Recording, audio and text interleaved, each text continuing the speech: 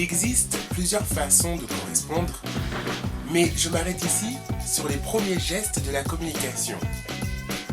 Visuel, verbal et corporel. Ce dernier nous permet de faire appel à nos sens.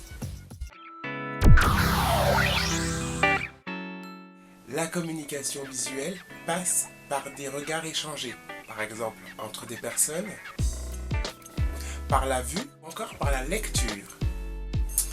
La communication visuelle éveille en nous un ressenti en une fraction de seconde qui nous pousse à avoir une interprétation hâtive la plupart du temps. Le visuel est déclencheur de l'émotion, de la mémorisation et de l'action.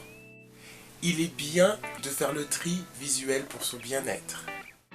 Il est inévitable de ne pas voir ce que l'on n'aime pas, en revanche d'avoir le choix de recueillir les informations désirées. Le visuel nous permet d'enregistrer des informations, par exemple comme des images, des objets, un visage, un mouvement.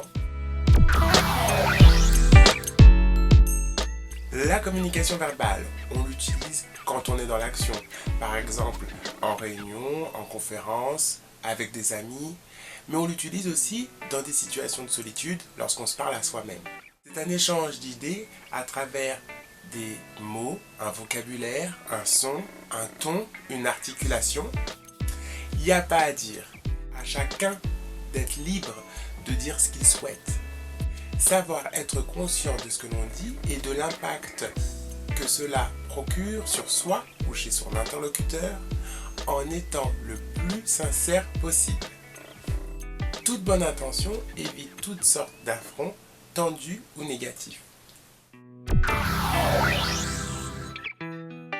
La communication corporelle, elle se fait par un mouvement, ce qui représente notre attitude.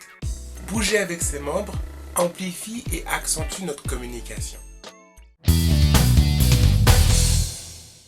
Tout simplement de laisser la communication se faire le plus naturellement possible, le plus simplement possible avec les mots les plus corrects. Savoir partager l'opinion des uns et des autres sans pour autant en débattre pendant des heures et des heures, sans pour autant refuser ou être obligé d'accepter une opinion qui ne nous intéresse pas ou qui sur le moment nous a interpellés mais qui ne reste pas dans notre tête. Ma chronique d'apprendre ou à laisser se termine. On se retrouve dimanche prochain avec une nouvelle chronique. Et si vous souhaitez être coaché personnellement, n'hésitez surtout pas à me contacter.